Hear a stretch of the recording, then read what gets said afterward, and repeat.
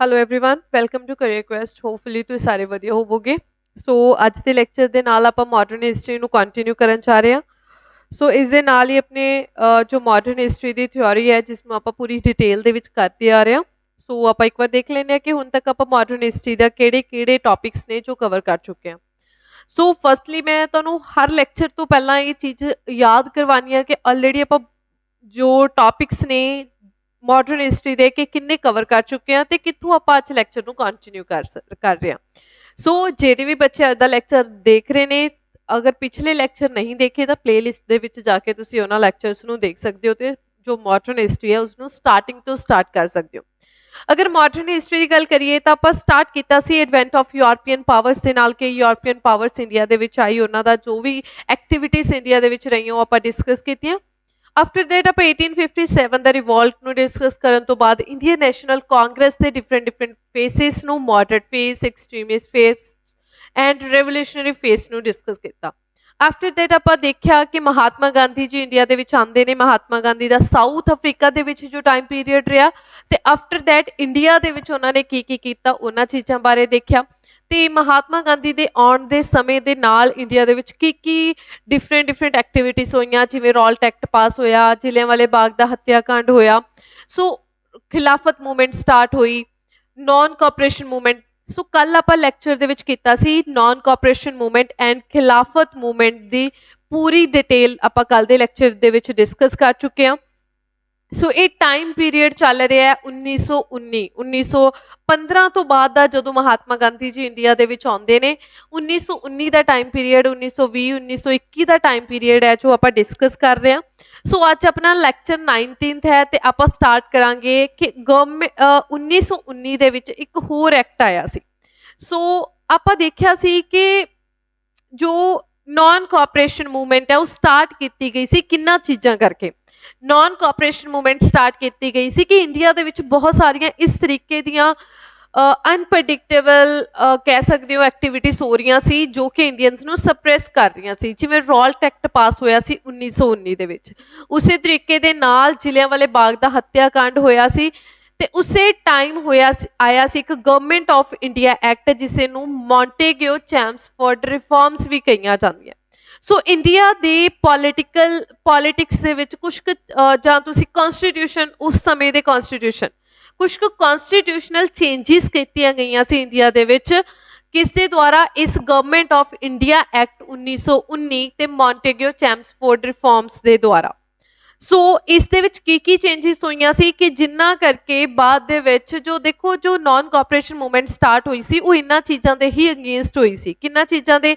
ਜੋ Rowlatt act pass ਕੀਤਾ ਗਿਆ ਸੀ ਜਾਂ ਜਲਿਆਂਵਾਲੇ ਹੱਤਿਆਕਾਂਡ ਦੇ ਦੋਸ਼ੀਆਂ ਨੂੰ ਸਜ਼ਾ ਦੇਣ ਦੇ ਲਈ, ਤੇ ਇਸ ਤੋਂ ਇਲਾਵਾ ਜੋ ਗਵਰਨਮੈਂਟ ਆਫ ਇੰਡੀਆ ਐਕਟ 1919 ਆਇਆ ਸੀ ਉਸ ਦੇ ਵਿੱਚ ਕੁਝ ਪ੍ਰੋਵੀਜ਼ਨਸ ਐਸੀਆਂ ਸੀ ਜੋ ਇੰਡੀਅਨਸ ਦੇ ਕੀ ਸੀ, ਇੰਡੀਅਨਸ ਦੇ ਲਈ ਅੱਛੀਆਂ ਨਹੀਂ ਸੀ ਜਾਂ ਇੰਡੀਅਨਸ ਨੂੰ ਸਪਰੈਸ ਕਰ ਰਹੀਆਂ ਸੀ। ਸੋ ਉਹਨਾਂ ਸਭ ਦੇ ਲਈ ਕੀ ਲੈ ਕੇ ਆਏ ਸੀ ਆਪਣਾ ਨਾਨ ਕੋਆਪਰੇਸ਼ਨ ਮੂਵਮੈਂਟ 1921 ਦੇ ਵਿੱਚ। ਸੋ ਆਪਾਂ ਡਿਸਕਸ ਕਰ ਚੁੱਕੇ ਹਾਂ। ਸੋ ਅੱਜ ਆਪਾਂ ਡਿਸਕਸ ਕਰਾਂਗੇ ਗਵਰਨਮੈਂਟ ਆਫ ਇੰਡੀਆ ਐਕਟ ਜਿਸ ਨੂੰ ਮੌਂਟੇਗਿਓ ਚੈਮਸਫੋਰਡ ਰਿਫਾਰਮਸ ਕਿਹਾ ਜਾਂਦਾ ਹੈ।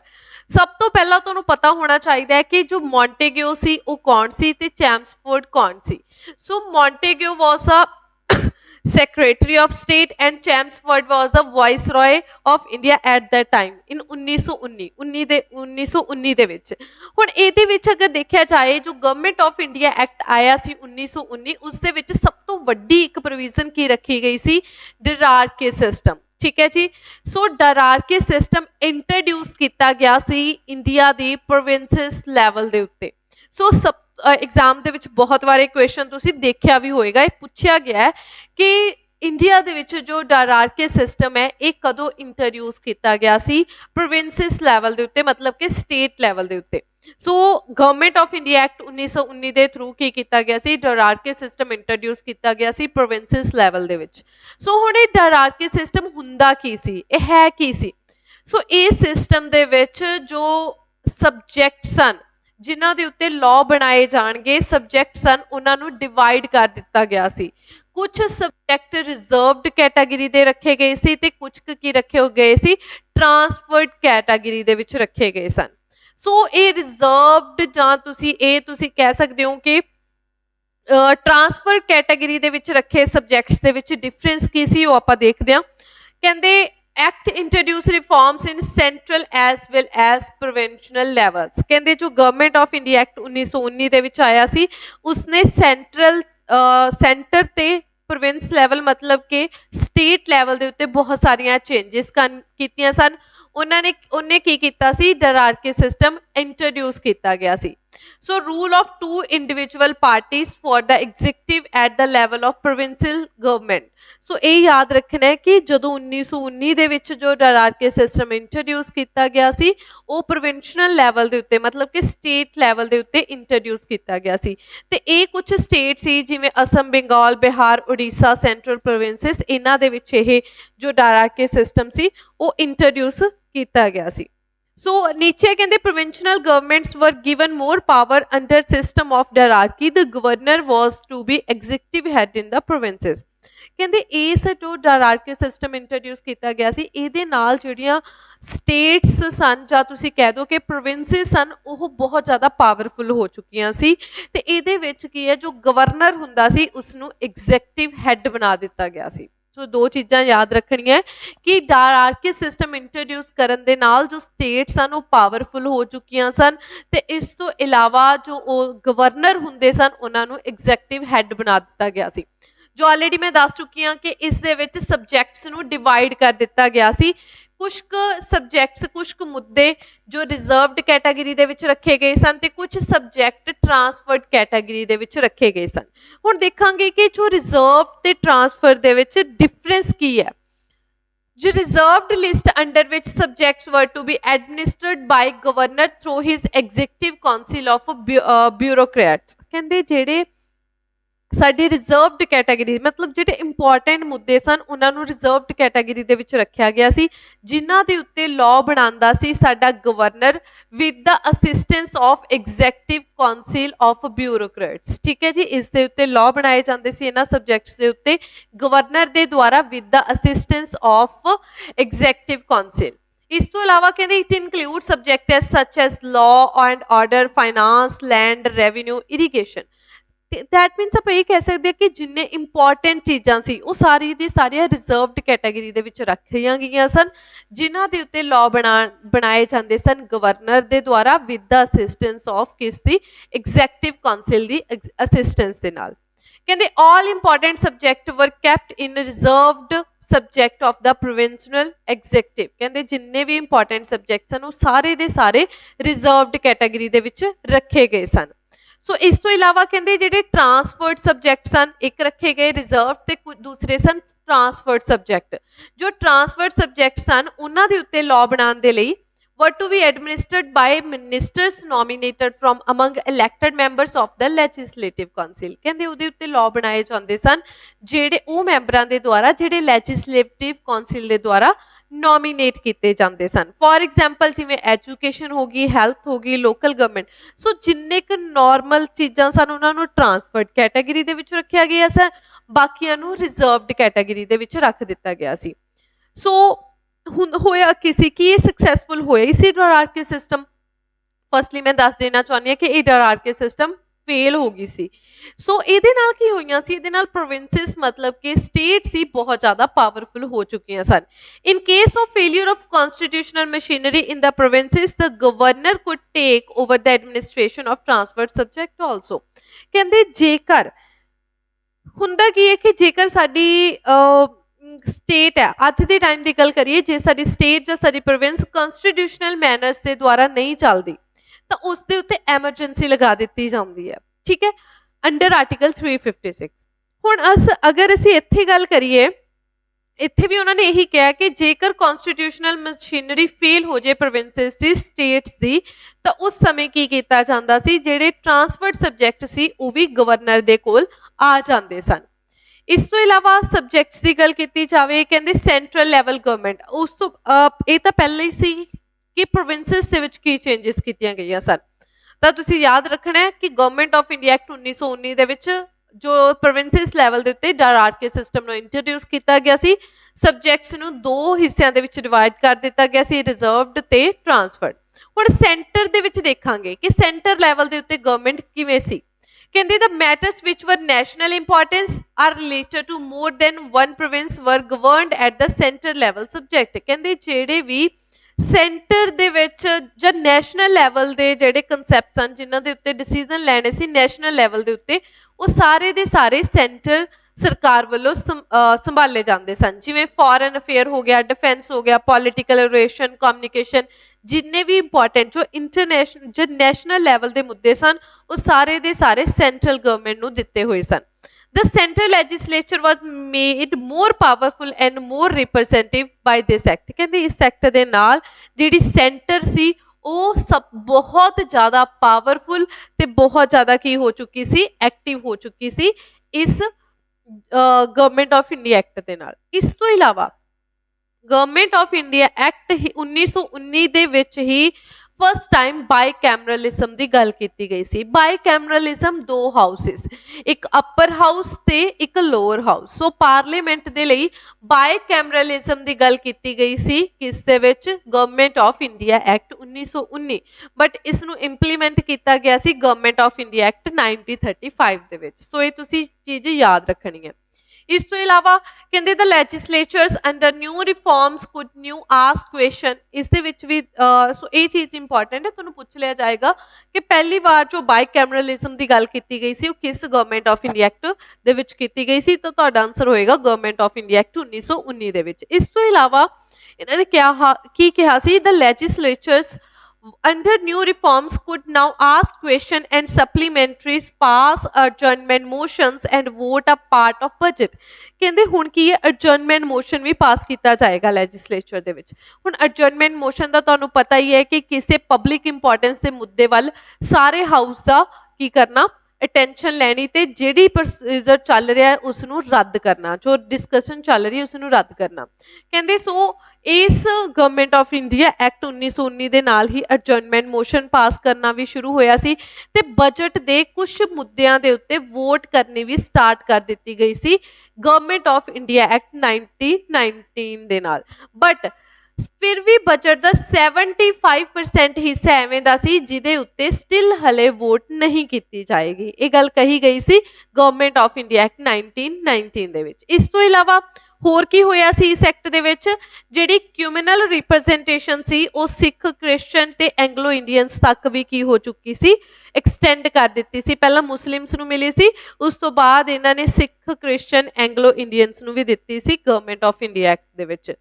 ਇਸ ਤੋਂ ਇਲਾਵਾ ਦ ਐਕਟ ਮੇਡ ਗਵਰਨਰ ਜਨਰਲ ਦਾ ਚੀਫ ਐਗਜ਼ੀਕਿਊਟਿਵ ਅਥਾਰਟੀ। ਕਹਿੰਦੇ ਇਸ ਗਵਰਨਮੈਂਟ ਆਫ ਇੰਡੀਆ ਐਕਟ ਨੇ 1919 ਨੇ ਗਵਰਨਰ ਨੂੰ ਬਹੁਤ ਜ਼ਿਆਦਾ ਕੀ ਦੇ ਦਿੱਤੀ ਸੀ, ਪਾਵਰ ਦਿੱਤੀ ਸੀ।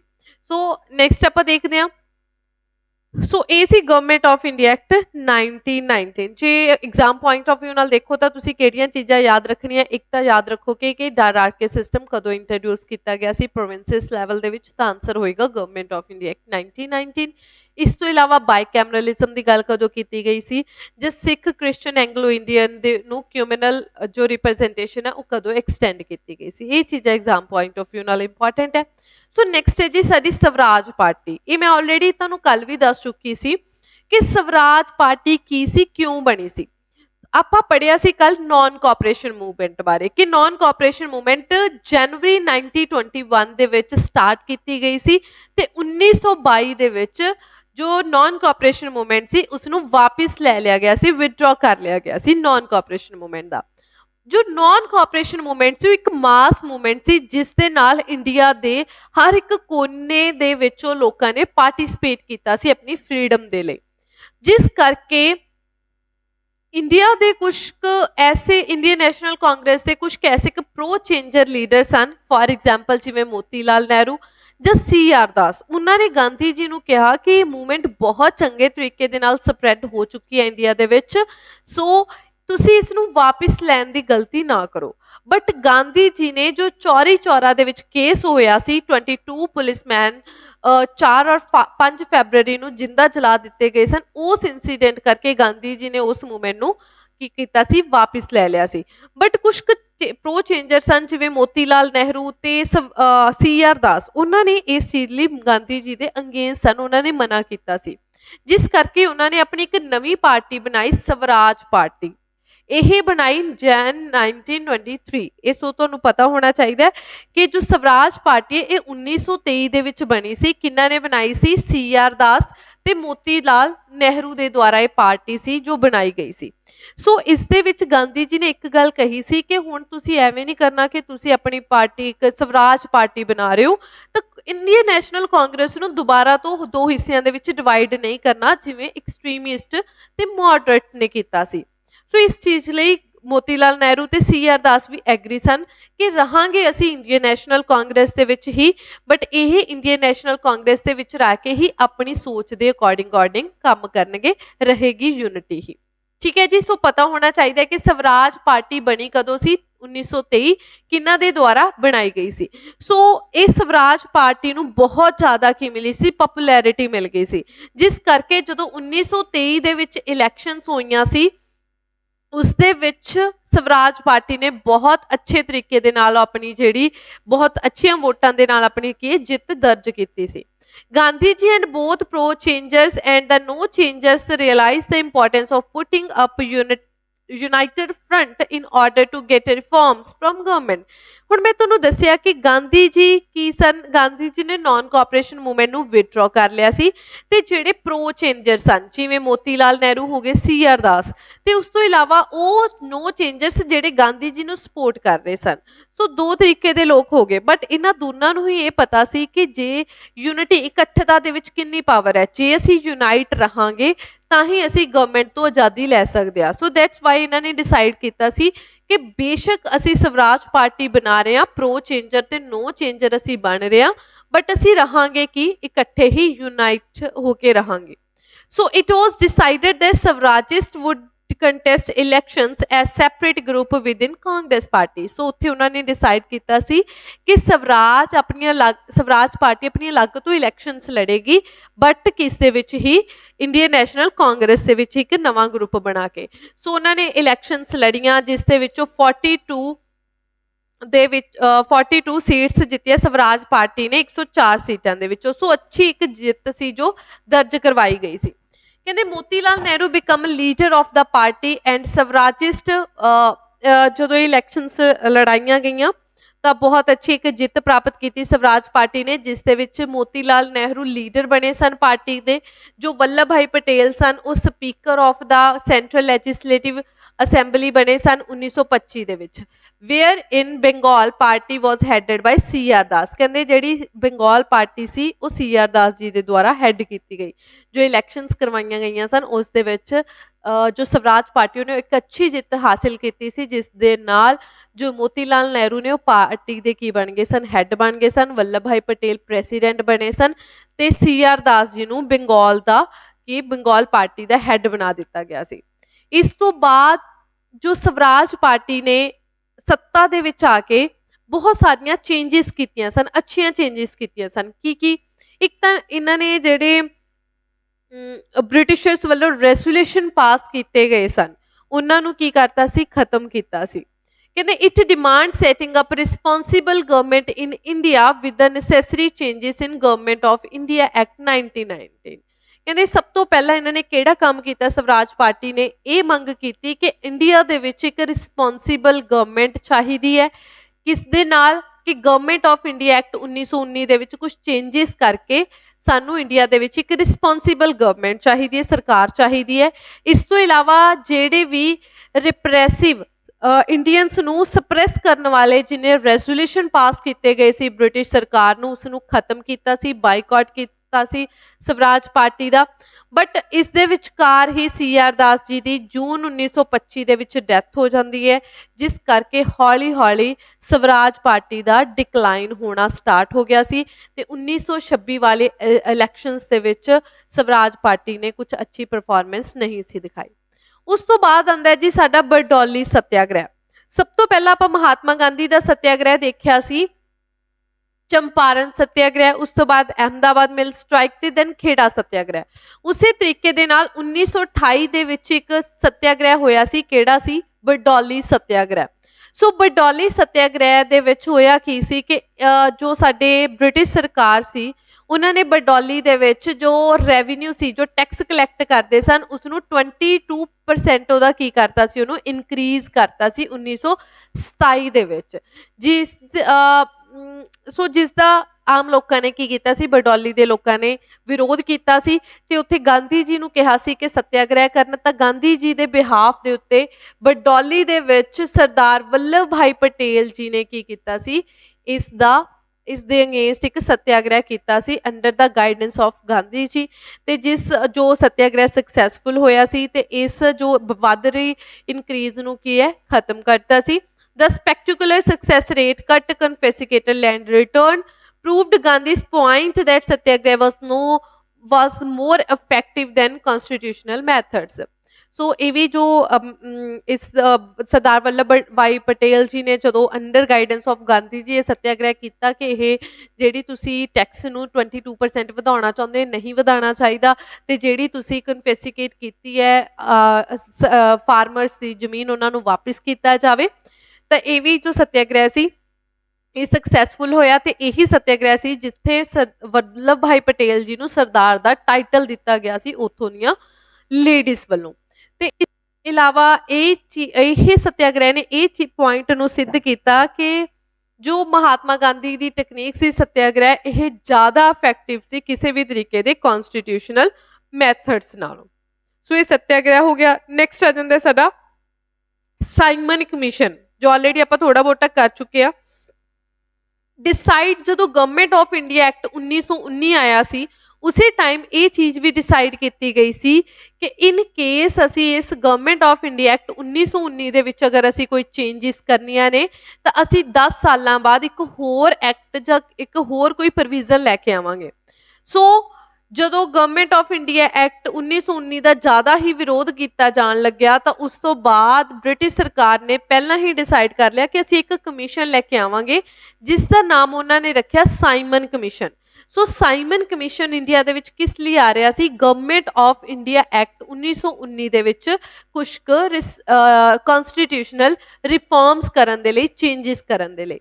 ਬਟ ਹੁਣ ਇੱਥੇ ਹੁੰਦਾ ਕੀ ਹੈ, ਇਹ ਜੋ ਸਾਈਮਨ ਕਮਿਸ਼ਨ ਡਿਸਾਈਡ ਕੀਤਾ ਬ੍ਰਿਟਿਸ਼ ਸਰਕਾਰ ਦਾ, ਇੱਕ 7 ਮੈਂਬਰੀ ਕਮੇਟੀ ਬਣਾਈ ਗਈ ਸੀ ਜਿੱਥੇ ਸੱਤੋਂ ਦੇ ਸੱਤੋਂ ਮੈਂਬਰ ਕੌਣ ਸਨ, ਬ੍ਰਿਟਿਸ਼ਰ ਸਨ। ਠੀਕ ਹੈ ਜੀ, ਸੱਤੋਂ ਦੇ ਸੱਤੋਂ ਮੈਂਬਰ ਕੌਣ ਸਨ, ਬ੍ਰਿਟਿਸ਼ਰ ਸਨ। ਉਸਨੂੰ ਇੰਡੀਆ ਦੇ ਵਿੱਚ ਭੇਜਣਾ ਸੀ ਕਿਸ ਚੀਜ਼ ਦੇ ਲਈ, ਇੰਡੀਆ ਦੇ ਕਨਸਟੀਟਿਊਸ਼ਨਲ ਚੇਂਜਿਸ ਕਰਨ ਦੇ ਲਈ, ਗਵਰਨਮੈਂਟ ਆਫ ਇੰਡੀਆ ਐਕਟ 1919 ਦੇ ਵਿੱਚ ਚੇਂਜਿਸ ਕਰਨ ਦੇ ਲਈ। ਜਦੋਂ ਇਸ ਗੱਲ ਦਾ ਇੰਡੀਅਨਸ ਨੂੰ ਪਤਾ ਲੱਗਿਆ ਕਿ ਫਿਰ ਉਹ ਇੰਡੀਅਨਸ ਨੇ ਇਹ ਗੱਲ ਕਹੀ ਕਿ ਇਸ ਦੇ ਵਿੱਚ ਇਹ ਕੀ ਕਰ ਰਹੇ ਨੇ, ਬ੍ਰਿਟਿਸ਼ ਸਰਕਾਰ ਇੰਡੀਅਨਸ ਦੀ ਇਨਸਲਟ ਕਰ ਰਹੀ ਹੈ। ਇਹ ਚੇਂਜਿਸ ਤਾਂ ਇੰਡੀਅਨਸ ਦੇ ਕਨਸਟੀਟਿਊਸ਼ਨ ਦੇ ਵਿੱਚ ਹੋ ਰਹੀਆਂ, ਇੰਡੀਅਨਸ ਲਈ ਚੇਂਜਿਸ ਹੋ ਰਹੀਆਂ, ਬਟ ਇਹ ਜੋ ਕਮੇਟੀ ਬਣਾਈ ਜਾ ਰਹੀ ਹੈ ਇਸ ਦੇ ਵਿੱਚ 7 ਮੈਂਬਰ ਰੱਖੇ ਨੇ ਤੇ ਸੱਤੋਂ ਦੇ ਸੱਤੋਂ ਬ੍ਰਿਟਿਸ਼ਰ ਸਨ ਜੋ ਲੰਡਨ ਦੇ ਵਿੱਚ ਰਹਿੰਦੇ ਨੇ। ਉਹਨਾਂ ਨੂੰ ਇੰਡੀਆ ਦੀ ਹਾਲਾਤਾਂ ਦਾ ਜਾਂ ਇੰਡੀਆ ਦੇ ਸੰਵਿਧਾਨਿਕ ਮਾਮਲਿਆਂ ਦਾ ਕੀ ਹੀ ਇਲਮ ਹੈ ਕਿ ਇੰਡੀਆ ਦੇ ਉੱਤੇ ਕੀ ਕੀ ਚੀਜ਼ਾਂ ਉਹਨਾਂ ਦੇ ਲਈ ਚੰਗੀਆਂ ਨਹੀਂ ਹਨ। ਸੋ ਜਿਸ ਕਰਕੇ ਇਸ ਸਾਈਮਨ ਕਮਿਸ਼ਨ ਦਾ ਕੀ ਕੀਤਾ ਗਿਆ ਸੀ, ਵਿਦਰੋਹ ਕੀਤਾ ਗਿਆ ਸੀ। ਐਕਚੁਅਲ ਦੇ ਵਿੱਚ ਇਹ ਸਾਈਮਨ ਕਮਿਸ਼ਨ 1927 ਦੇ ਵਿੱਚ ਬਣ ਗਿਆ ਸੀ ਤੇ 1928 ਦੇ ਵਿੱਚ ਇੰਡੀਆ ਦੇ ਵਿੱਚ ਆ ਚੁੱਕਿਆ ਸੀ। 1927 ਦੇ ਵਿੱਚ ਇਹ ਰਵਾਨਾ ਹੋਇਆ ਸੀ, 1928 ਦੇ ਵਿੱਚ ਇੰਡੀਆ ਆਇਆ। ਜਦੋਂ ਇਹ ਇੰਡੀਆ ਆਇਆ ਤਾਂ ਇੰਡੀਆ ਦੇ ਵਿੱਚ ਇਸ ਦਾ ਬਹੁਤ ਜ਼ਿਆਦਾ ਵਿਦਰੋਹ ਕੀਤਾ ਗਿਆ Simon Commission the.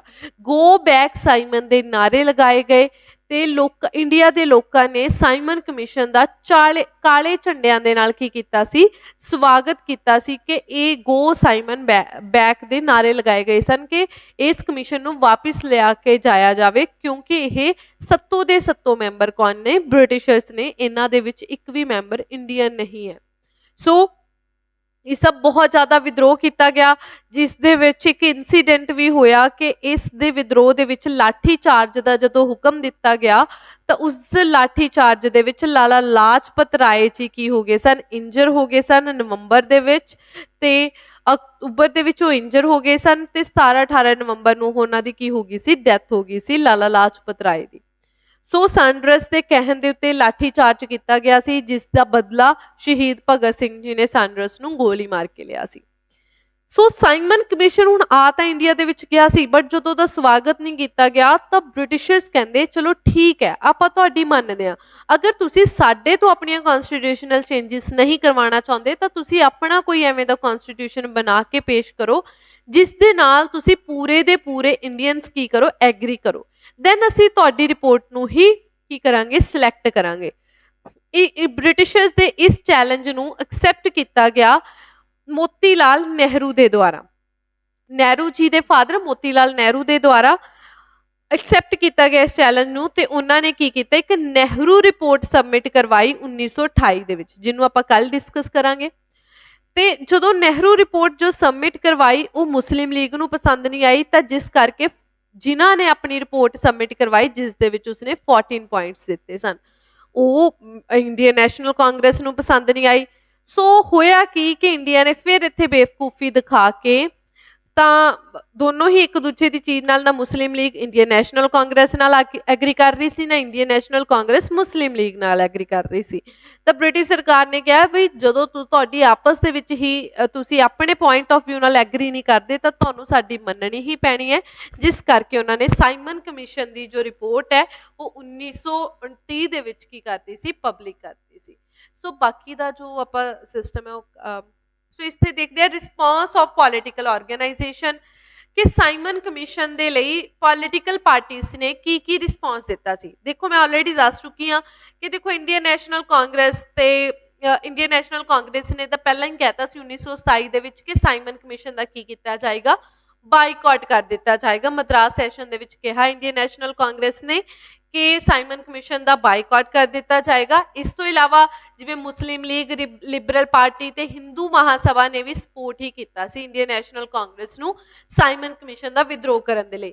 On the other hand ਕੁਝ ਪਾਰਟੀਜ਼ ਐਵੇਂ ਸੀ ਜਿਨ੍ਹਾਂ ਨੇ ਵਿਦਰੋਹ ਨਹੀਂ ਸੀ ਕੀਤਾ, ਜਿਵੇਂ Unionist Punjab and Justice Party in the south decided not to boycott the commission।